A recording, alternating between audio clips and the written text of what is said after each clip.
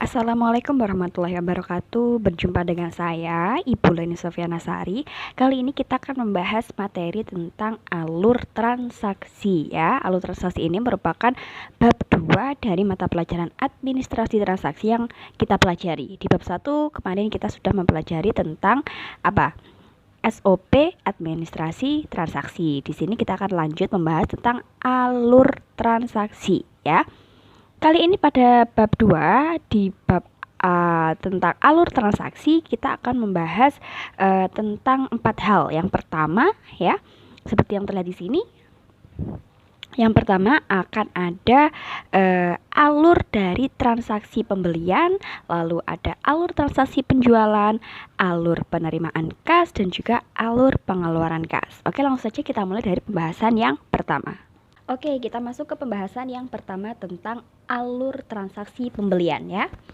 Seperti yang sudah biasa kalian dengar tentang apa itu alur, apa itu transaksi pembelian. Jadi kalau alur ya mudah saja, alur adalah urutan, langkah-langkah, apalagi tahapan ya.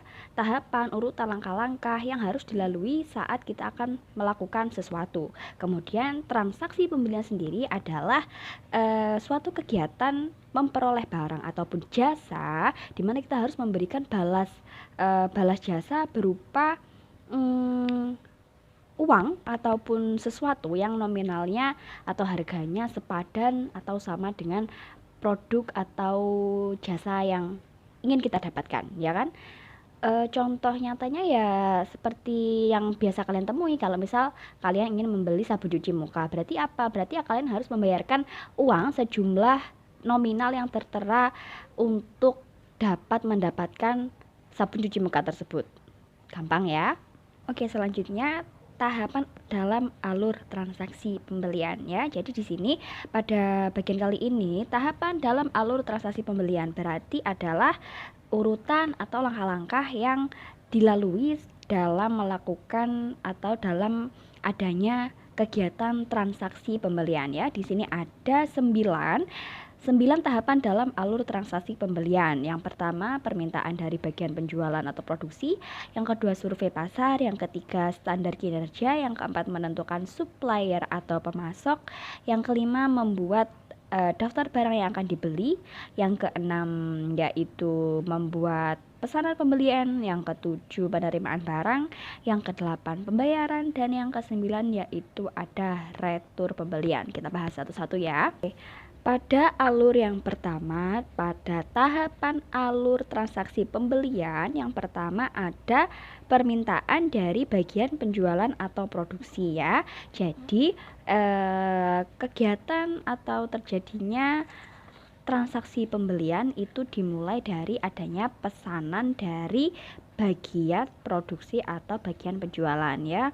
Mudahnya kalau misalnya kalian jualan itu bisa dikatakan ada pembelian, pasti utamanya, langkah utamanya, step utamanya yaitu apabila ada orang yang order pesanan kalian kan, pasti ada orang yang memesan produk kalian. Nah, jadi ini berkaitan dengan langkah yang pertama, yaitu adanya transaksi pembelian ini diawali dengan adanya permintaan dari bagian penjualan atau produksi ya. Dalam membeli bahan atau produk atau barang, pihak perusahaan ini biasanya memperhatikan 3 aspek ya.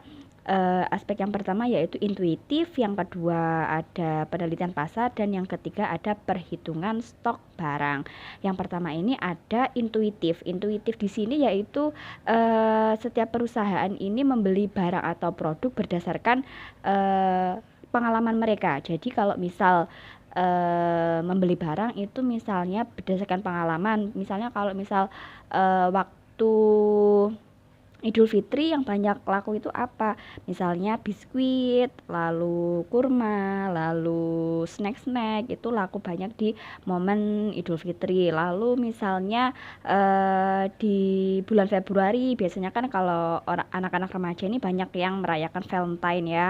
Jadi yang laku apa? Coklat. Jadi bisa berdasarkan pengalaman itulah kita bisa memutuskan bagaimana kita dalam membeli suatu barang, entah jumlahnya dibanyakan atau jumlahnya kita membeli produk apa saja. Nah, berdasarkan pengalaman atau apa yang terjadi di pasar, inilah yang dimaksud dengan intuitif, yaitu membeli produk atau jasa, utamanya produk sih ya, ini berdasarkan pada pengalaman. Yang kedua yaitu ada berdasarkan penelitian pasar. Penelitian pasar di sini yaitu dengan cara bisa dilakukan dengan melakukan survei. Cara yang mudah untuk melakukan survei pasar, ini kan kita sekarang ada yang namanya sosial media ya.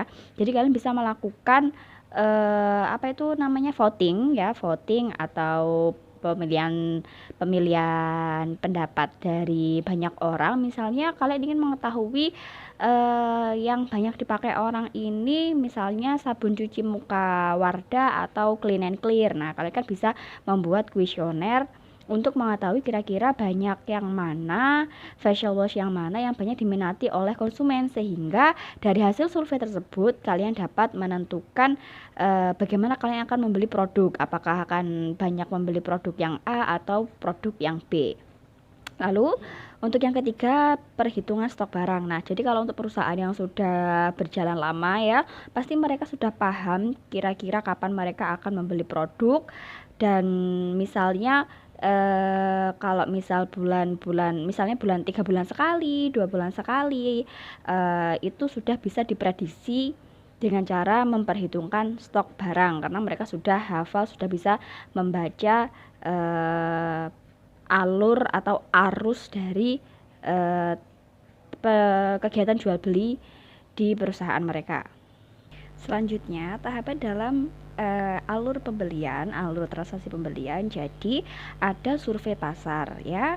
Ini gambaran umumnya. Kalau misalnya kalian ingin membeli sesuatu, tentunya kalian terlebih dulu akan mencari informasi atau mengcompare atau membandingkan toko satu dengan toko yang lain ya. Sama halnya dalam skala yang lebih besar, yaitu pembelian pada perusahaan. Jadi biasanya umumnya perusahaan ini mereka akan melakukan sebelum melakukan pembelian, mereka akan melakukan survei pasar. Survei pasar ini yaitu guna mengetahui kira-kira perusahaan mana yang cocok, yang bisa mereka gunakan sebagai intinya apa ya, pemasok dari bahan atau produk yang mereka butuhkan. Jadi di sini ada survei pasar. Survei pasar di sini maksudnya yaitu mereka mencari atau memilih pemasok yang akan mereka ajak kerjasama dengan pihak perusahaan ya. Bisa dilakukan dengan cara apa? Misalnya dengan mencari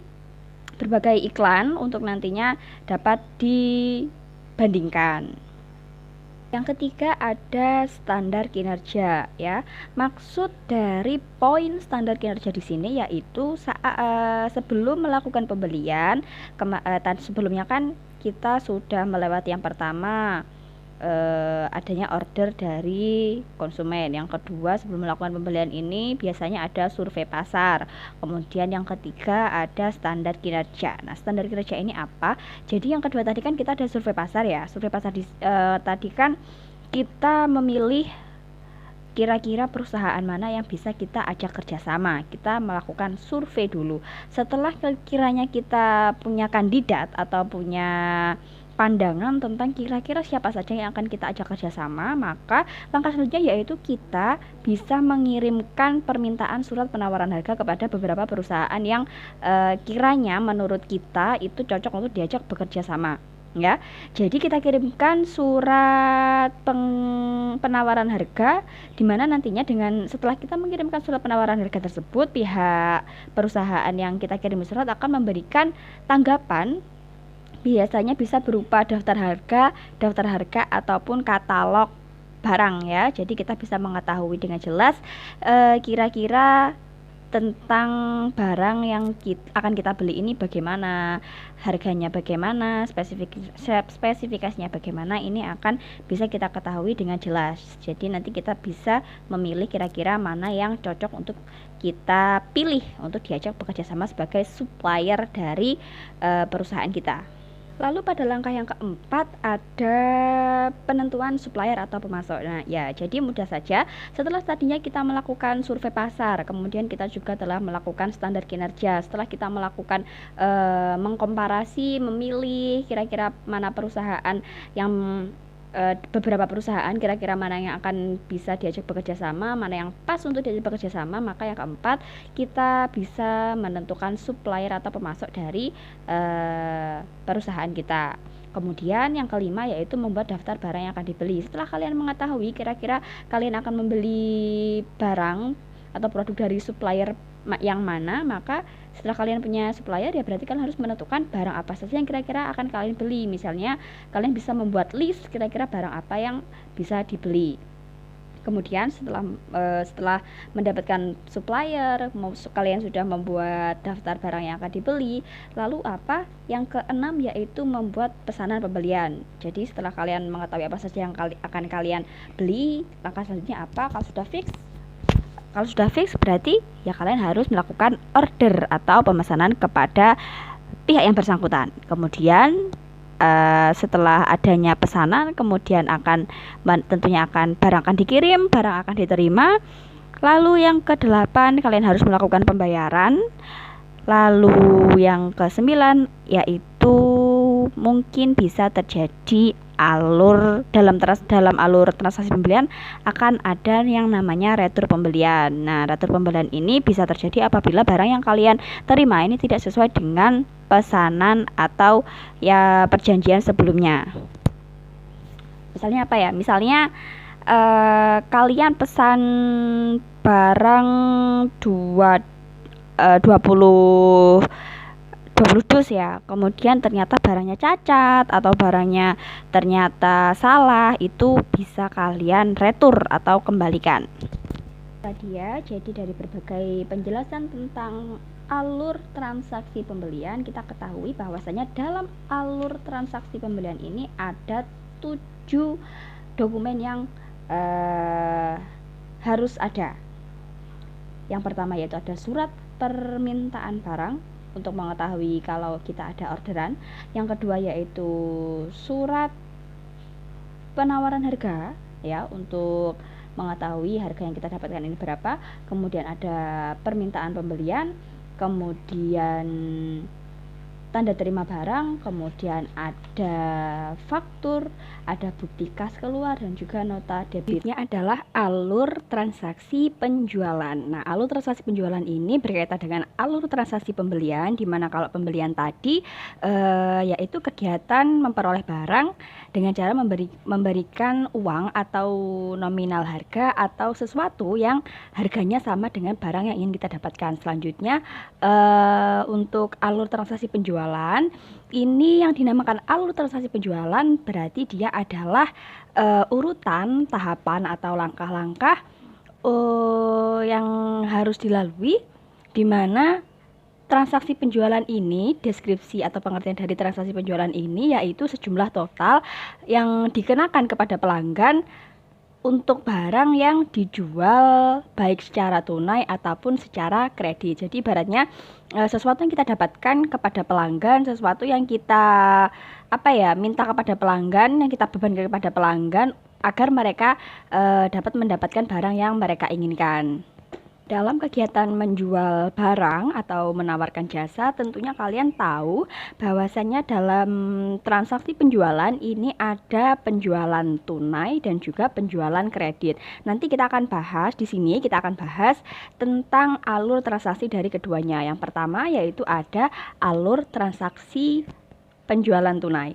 Di sini ada 6 langkah atau 6 tahapan ya yang harus dilalui dalam transaksi penjualan tunai. Yang pertama apa? Yang pertama ada permintaan dari pelanggan, yang kedua ada negosiasi, yang ketiga ada penandatanganan surat perjanjian atau permintaan barang, kemudian ada pembuatan faktur penjualan, lalu pembayaran dari pelanggan, dan yang keenam yaitu kegiatan pengiriman barang.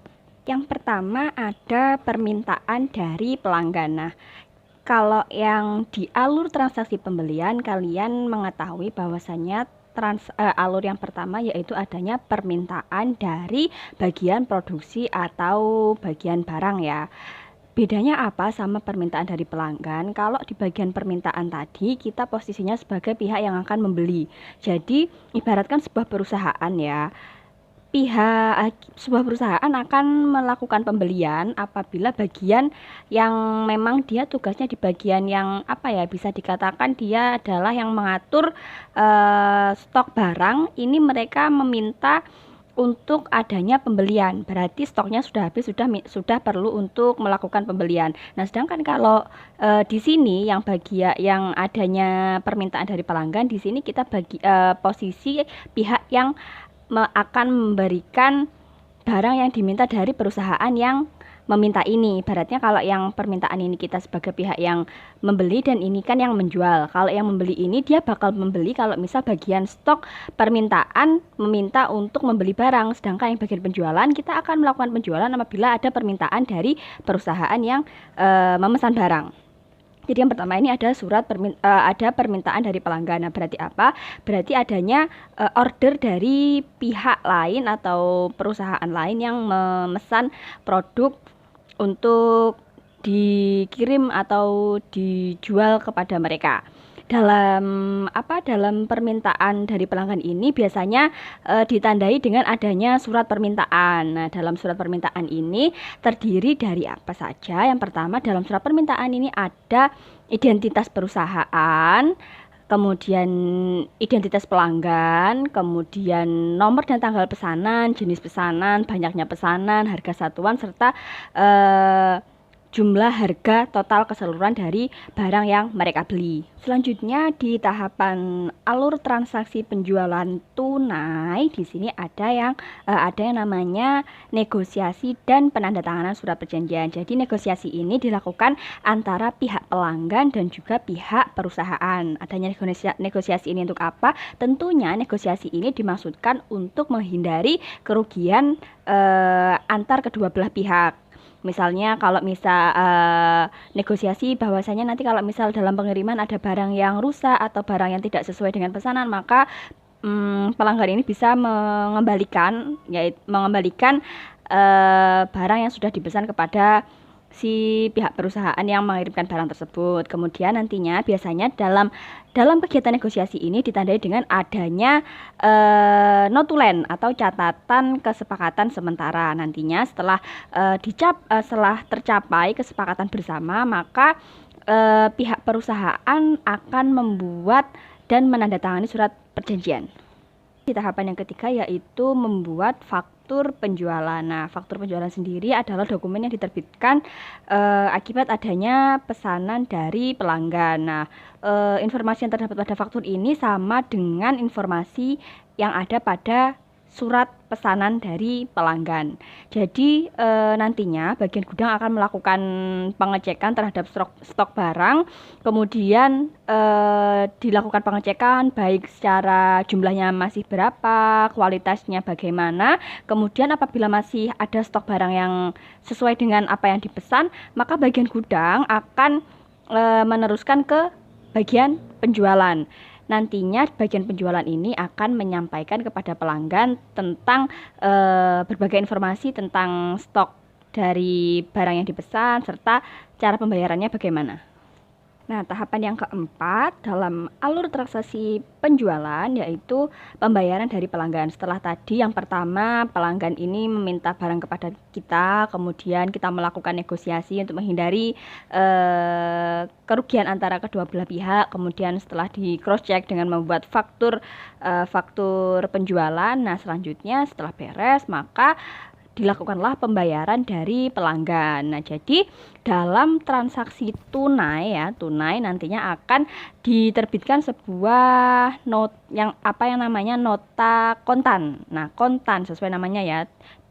Belinya tunai maka dia juga diberikan nota kontan sebagai tanda bahwasannya mereka telah melakukan pembelian. Nantinya nota kontan ini akan dibuat beberapa rangkap untuk kepentingan administrasi. Nah, nota kontan ini nantinya bagi pihak perusahaan yang telah berhasil menjual barang akan diteruskan kepada bagian keuangan untuk dibuatkan bukti kas masuk atas penerimaan pendapatan. Jadi misalnya perusahaan kita telah menjual barang, kemudian secara tunai berarti kita akan langsung mendapatkan uang. Nah, nantinya nota ini akan diberikan kepada pihak keuangan untuk dibuatkan rekap bahwasannya kita memperoleh pendapatan, jadi kas kita bertambah.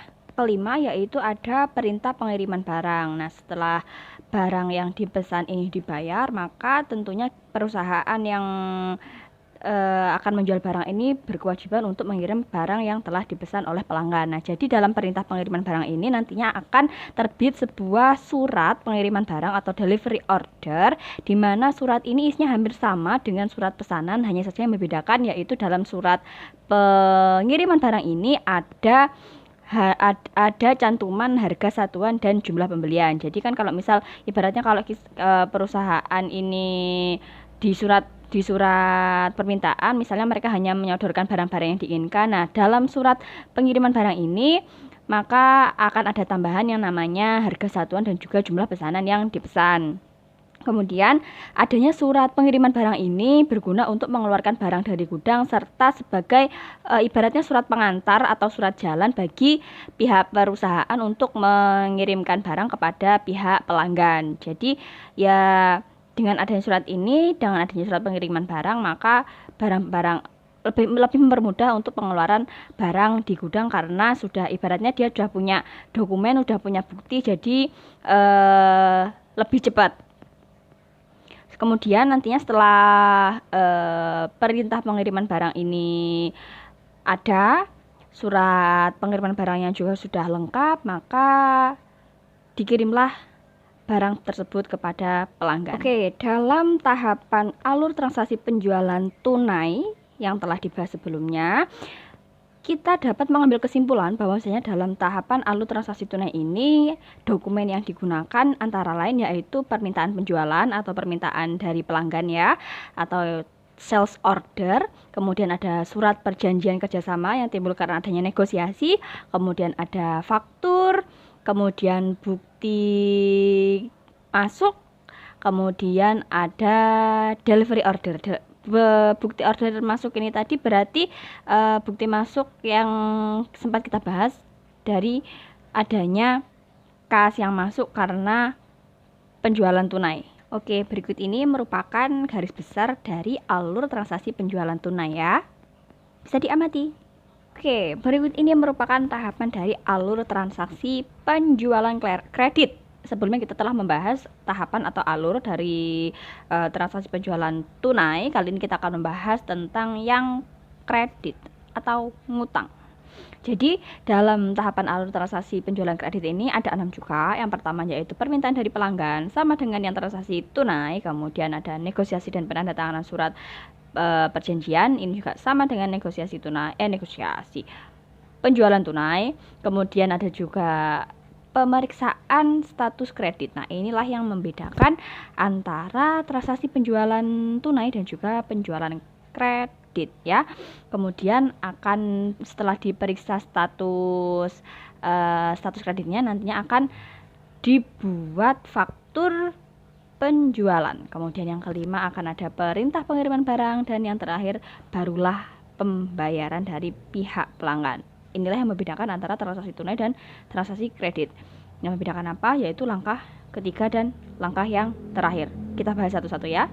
Dalam transaksi penjualan kredit, langkah yang pertama yaitu adanya permintaan dari pelanggan. Ini sama seperti yang di alur transaksi tunai, yaitu adanya permintaan dari pelanggan untuk membeli atau kita dari pihak perusahaan ibaratnya mengirimkan barang kepada mereka karena mereka telah mengorder barang dari pihak perusahaan. Kemudian yang kedua ada negosiasi dan juga surat penandatanganan perjanjian. Ini sama, penjelasannya sama, yaitu negosiasi dilakukan untuk menghindari kerugian antara kedua belah pihak. Kemudian nantinya akan ada penandatanganan surat perjanjian setelah mereka clear, mereka telah menemukan kesepakatan. Kemudian yang ketiga ini yang membedakan ya, yang membedakan antara penjualan tunai dan juga penjualan kredit adalah di langkah yang ketiga dan langkah yang terakhir. Baik, kita bahas yang ketiga dulu. Di langkah yang ketiga ini ada yang namanya tahapan pemeriksaan status kredit. Nah, fungsinya apa? Dalam langkah yang ketiga ini, dalam langkah pemeriksaan status kredit ini nanti artinya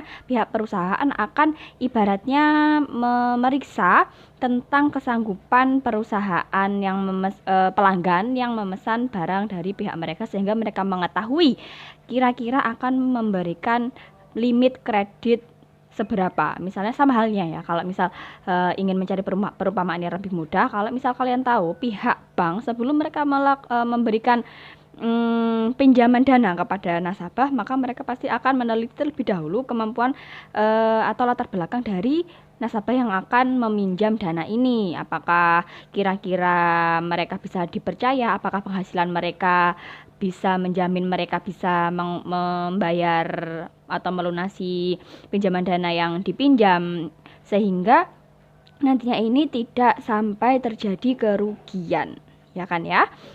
Mudah dipahami ya, sangat jelas ya. Kemudian yang keempat yaitu langkah yang keempat yaitu membuat faktur penjualan. Ya, ini sama juga seperti yang di transaksi tunai, yaitu diterbitkan karena adanya surat pesanan ya. Isinya juga hampir sama, hanya saja membedakan yaitu adanya harga satuan dan jumlah barang.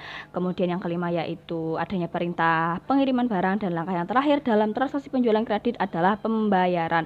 Kalau di transaksi tunai kita bayar, pelanggan bayar dulu baru kita akan mengirim barang. Tapi kalau di transaksi kredit maka pembayaran dilakukan di akhir, ya kan?